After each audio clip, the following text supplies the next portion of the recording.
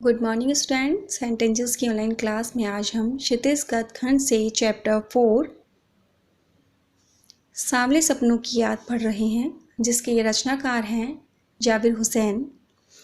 जिसमें हम आपको बता रहे थे कि किस प्रकार लेखक ने पक्षी प्रेमी सालिम अली के जीवन के बारे में बताया, उनके व्यक्तित्व के बारे में बताया कि उन्होंने पूरा जीवन पक्षियों के प्रति समर्पित कर दिया।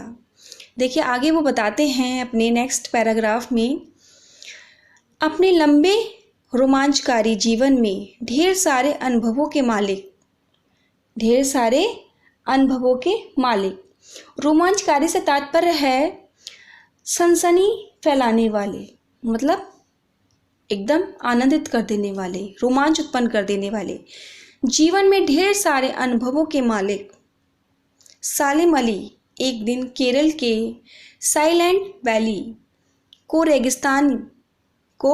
रेगिस्तानी हवा के झोंकों से बचाने का अनुरोध से तात्पर्य है प्रार्थना लेकर चौधरी चरण सिंह से मिले थे। किससे मिले थे? चौधरी चरण सिंह से मिले थे। वे प्रधानमंत्री थे। चौधरी साहब गांव की मिट्टी पर पड़ने वाली पानी की पहली बूंद का असर जानने वाले नेता थे। कैसे नेता थे वो? मिट्टी पर पड़ने वाली पानी की पहली बूंद का असर जानने वाले नेता थे। पर्यावरण के संभावित खतरों का जो चित्र सालिम अली ने उनके सामने रखा, उसने उनकी आंखें नम कर दी थीं। उसने उनकी आंखें कैसी कर दी थीं? नम कर दी थीं। मतलब उन्हें दुख हुआ था। जो स्थिति उन्होंने उनके सामने रखी थी उससे उन्हें दुख हुआ था। आज सालिम अली नहीं हैं, चौधरी साहब भी नहीं हैं। कौन बचा है जो अब सौंधी माटी पर उगी फसलों के बीच एक नए भारत की नींव रखने का संकल्प लेगा। सौंधी से तात्पर्य है सुगंधित, अर्थात मिट्टी पर पानी पड़ने से उठी जो गंध होती है उसे सौंधी कहते हैं। कि सौंधी माटी पर उगी फसलों के बीच एक नए भारत की नींव रखने का संकल्प कौन लेगा? उसे कौन बचाएगा? जो अब हिमालय और लद्दाख की बर्फीली ज़मीनों पर जीने वाले पक्षियों की वकालत करेगा। कि उन पक्षियों को कौन बचाएगा उन बर्फीली ज़मीनों पर। सालिम अली ने अपनी आत्मकथा का नाम रखा था फॉल ऑफ अ स्पैरो। क्या नाम रखा था? Fall of a sparrow. मुझे याद आ गया, D.H. लॉरेंस की मौत के बाद लोगों ने उनकी पत्नी फ्रीडा लॉरेंस से अनुरोध किया, प्रार्थना की कि वह अपने पति के बारे में कुछ लिखें।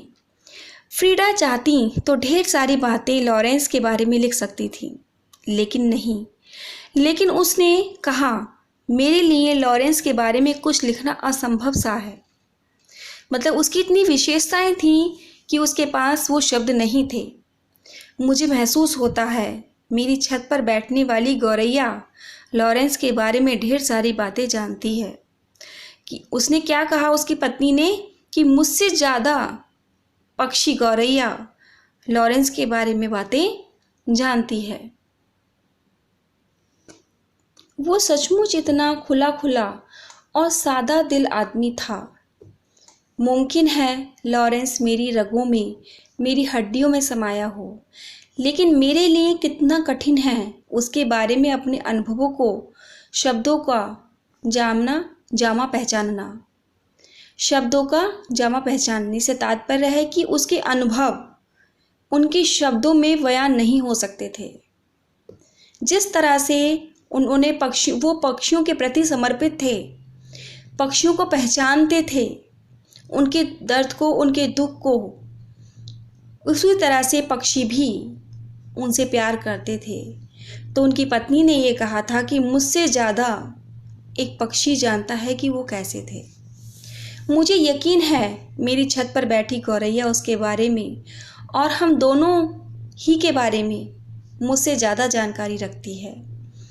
जटिल प्राणियों के लिए, जटिल प्राणियों से मतलब है जटिलता से कठिन अर्थात टेढ़ा मेढ़ा। जटिल प्राणियों के लिए सालिम अली हमेशा एक पहेली बने रहेंगे। पहेली से तात्पर्य है एक रहस्य बने रहेंगे। बचपन के दिनों में उनकी एयरगन से घायल होकर गिरने वाली नीलेकंठ की वह गौरैया सारी जिंदगी उन्हें खोज के नए नए रास्तों की तरफ ले जाती रही।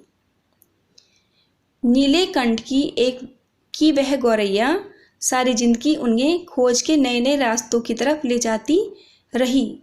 जिंदगी की ऊंचाइयों में उनका विश्वास एक क्षण के लिए भी डिगा नहीं। कहने का तात्पर्य यह है कि भूलवश एक पक्षी उनकी गन से घायल हो गया, जिससे उनके अंदर एक पश्चाताप की भावना उत्पन्न हुई और उस पश्चाताप की भावना ने ही पूरा जीवन पक्षियों के प्रति समर्पित कर दिया। जिंदगी की ऊंचाइयों में उनका विश्वास एक क्षण के लिए भी डिगा नहीं। वो लॉरेंस की तरह नैसर्गिक जिंदगी का प्रतिरूप बन गए थे। उनका जीवन किस तरह हो गया था? लॉरेंस की तरह ही हो गया था। सालिम अली प्रकृति की दुनिया में एक टापू बनने की बजाय अथाह सागर बनकर उभरे। क्या बनकर उभरे? अथाह सागर। जो लोग उनके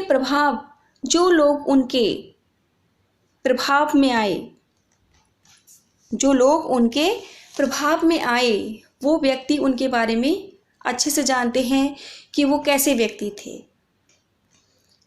उनके भ्रमणशील स्वभाव और उनकी यायावरी से तात्पर्य है घुमक्कड़ी से परिचित हैं।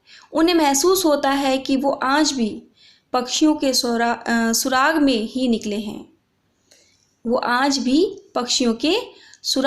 निकले हैं और बस अभी गले में लंबी दूरबीन लटकाए अपने खोजपूर्ण नतीजों के साथ लौट आएंगे। मतलब उनकी मृत्यु हो गई है, लेकिन फिर भी आज ऐसा लगता है कि आज भी वे पक्षियों के प्रति या पक्षियों की खोज में निकले हैं और उनकी खोज में कुछ न कुछ प्राप्त करके लौट आएंगे। जब तक वो नहीं लौटते, क्या उन्हें गया हुआ मान लिया जाए? मेरी आंखें नम हैं। लेखक कहते हैं कि मेरी आंखें नम हैं। सालिम अली, तुम लौट आओ ना, या तुम लौट आओगे ना? तो यहाँ क्या कहना चाहते हैं कि किस प्रकार सालिम अली की प्रधानमंत्री से भेंट हुई कि सालिम अली एक बार प्रधानमंत्री चौधरी चरण सिंह से मिले। वे केरल की साइलेंट वैली को रेगिस्तानी हवा के झोंकों से बचाना चाहते थे। चौधरी चरण सिंह गांव की मिट्टी में जन्मे थे, इसीलिए वे सालिम अली की पर्यावरण सुरक्षा संबंधी बातें सुनकर भावुक हो उठे थे। आज ये दोनों व्यक्तित्व नहीं हैं। हम देखते हैं कि हिमालय और लद्दाख की बर्फीली ज़मीनों पर जीने वाले पक्षियों की चिंता कौन करेगा कि वहाँ पर पक्षी कैसे रहेंगे, कैसे जिएंगे। सालिम अली की आत्मकथा का नाम है fall of the sparrow. D.H. Lawrence की मृत्यु के बाद उनकी पत्नी फ्रीडा लॉरेंस से प्रार्थना की गई कि वे अपने पति के बारे में कुछ लिखें। फ्रीडा ने कहा, मेरे पति के बारे में मुझसे अधिक मेरी छत पर बैठने वाली गौरैया जानती है। लॉरेंस इतना खुला और सीधा सरल इंसान था। बचपन में गलती से सालिम अली के हाथों से एक गौरैया घायल हो गई। उसी दिन से वे पक्षियों की खोज में रुचि लेने लगे, या ये कहिए कि उन्होंने अपना जीवन पक्षियों के प्रति समर्पित करने का दृढ़ निश्चय कर लिया था। प्रकृति के रहस्यों को जानने के लिए वे एक से एक ऊंचाइयां छूने लगे, फेमस होने लगे, प्रसिद्ध होने लगे, सब लोग उन्हें जानने लगे। पक्षी प्रेमी के नाम से वो प्रसिद्ध हो गए थे। मानो वो प्रकृति के प्रतिरूप बन गए हों, प्रकृति जैसा ही दूसरा रूप बन गए हों। सालिम अली निरंतर भ्रमणशील रहे, घुमक्कड़ रहे। उनकी याद करके लगता है कि जैसे मानो आज भी वह पक्षियों की खोज में निकले हैं और अभी गले में दूरबीन लटकाए खोजपूर्ण नतीजों के साथ लौट आएंगे।